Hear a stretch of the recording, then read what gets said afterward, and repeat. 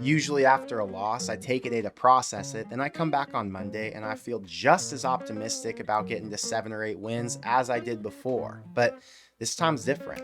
I don't care about the score or that the game ended up being a blowout. I don't care that this was the dagger to their playoff hopes. What still has me frustrated is the fact that Indiana came out on a mission to play at a high level, while Nebraska didn't look ready to play the game at all.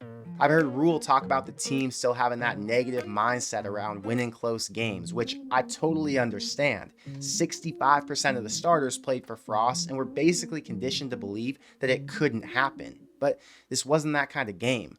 Rutgers and Purdue were those kind of games, and the players still overcame that mindset. Frost teams had issues, but they still fought.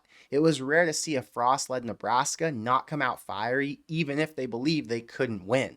You look at what happened in Bloomington, and it's a reminder of what happened against Michigan last year. Huge moment coming off of 2 wins, but after about 10 minutes, everybody knew the game was over.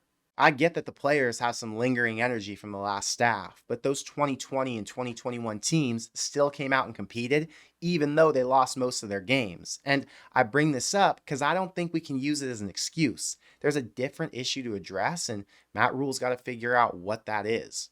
I think the number one comment I see online is that people want coaching changes, which I understand. Scott Frost didn't have what it takes to be a Big Ten head coach, but he could have won more games if he went out and found better assistants sooner. There was this stubbornness and resistance, similar to what Lincoln Riley had with Alex Grinch, and Frost paid for it with notoriously bad defenses for all but one season.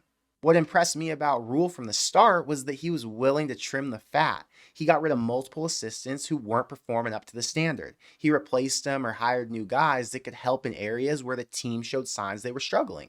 I think Ed Foley's going to be the first one to go. He seems like a good dude, and I'm sure he's valuable as a recruiter, but special teams being so undisciplined and sloppy in every single phase of the game falls directly on him. If it was a bad snap, or a bad hold, or a bad kicker, or a bad return game, or a bad blocking unit, you could argue that he doesn't have the right personnel, but it's all bad. It feels like Bushini's the only guy on the entire special teams unit that's good enough to overcome bad coaching. If Rule got rid of him now, I honestly don't think there'd be any negative repercussions, but I do think it would send a message to the rest of the staff and the team that there's a standard that has to be met. The other coach in question, who I've defended a bunch on this channel, is Marcus Satterfield. The offense was shit last year, but the injuries and the lack of talent made it really hard to judge him as a coach. They added a 5-star QB who's had some struggles, but still looks like one of the best passers in the conference. The line's more experienced than they were a year ago. The receiving core is deeper, and the running back room is the healthiest it's been. So why are they averaging less than 17 points a game against Power 4 teams? Nationally, they're ranked 90th in scoring offense, 16 spots behind Iowa, and 11 spots behind Rutgers. Satterfield got a new QB coach, 2 proven receivers, and yes, he was forced to change the offense since Dylan's skill set needs to be utilized, but even in year 1 with this scheme, they should be able to score 21 points a game with the talent they've got on that side of the ball. The big news this weekend was that the OCs from Oklahoma and Utah were both moving on, and although I think trying somebody else out can lead to a positive change, I still think it's too early to say that Satterfield has to go. If Rule thinks he deserves a full season, then I think he's justified in believing that. Remember, they completely changed the run-heavy offense from season 1 to be more pass-heavy in year 2. They're working with a true freshman QB who's been given more responsibility than almost any other true freshman would at any other school. And although right now the offense looks stale, I'm not sure how much would change if Sat wasn't calling the plays. You're going into game 8, so you kind of are who you are at this point. And if Satterfield wasn't a top 15 OC in terms of salary, there wouldn't be as much pressure. But top 15 money with a bottom 40 performance is not a good look. So at this point, I'm going to predict Foley to be the first coach fired, but Sat is definitely on the hot seat. The reason I titled the video the way I did is because I don't think there's reason to panic yet. Nebraska's preseason expectation was to win 7 and then to have a chance at an 8th win in their bowl game. They're 5-2, right? Assume 5-3 after Saturday. And the rest of the schedule features a toss-up every single week. UCLA is better than their record shows since they lost to 4 teams ranked inside the top 13. But Nebraska still matches up well with them. USC just lost to Maryland and Penn State, even though they were up 14 at half in both games. Wisconsin's gotten better, but they're about to play Penn State, Iowa, and Oregon 3 weeks in a row before coming to Lincoln. And Iowa's already lost as a favorite twice, and they gave up almost 500 yards of offense to Michigan State. To hit that 7-win expectation, they've only got to win 2 of those, and I still believe they can. Now, that's why I'm not panicking, but here's why I'm concerned. Go back to last season when Nebraska was 5-3. They faced a very similar schedule in November. 2 at home, 2 on the road. 4 games decided by a field goal or an overtime. If Nebraska can't beat UCLA at home and then use that momentum to win 1 or 2 more of the last 3, it's hard to look at this season as a positive step forward. We haven't seen any major injuries. The 2024 offense was far and away more talented. The defense was led entirely by upperclassmen. If you can't improve on a disaster first season, even though you added a co-OC, a 5-star QB, and everything else we've been talking about, everybody's going to be asking questions.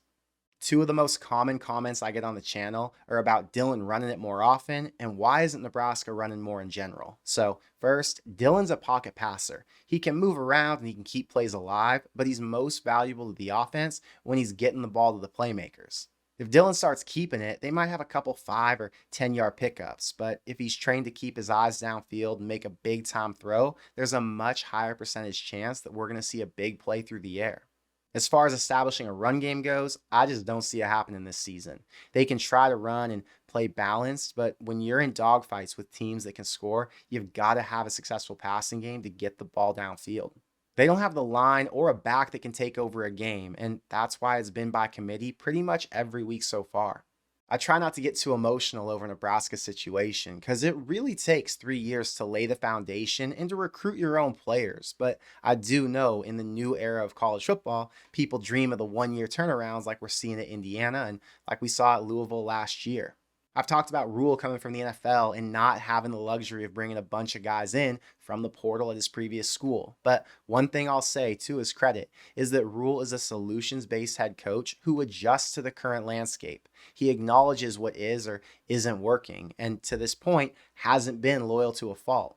Now, if shit goes left and Nebraska finishes with 6 wins, but doesn't make any major changes with the coaching staff, then you might see me get a little emotional in my reactions. But for now, I'm just going to appreciate what we've got. I'm here for the journey, and I recognize that obviously this isn't an easy job. So hopefully things work out by the end of the season, and if they don't, then we can have some harder and more intense conversations. But I want to know what you think, so let me know in the comments below.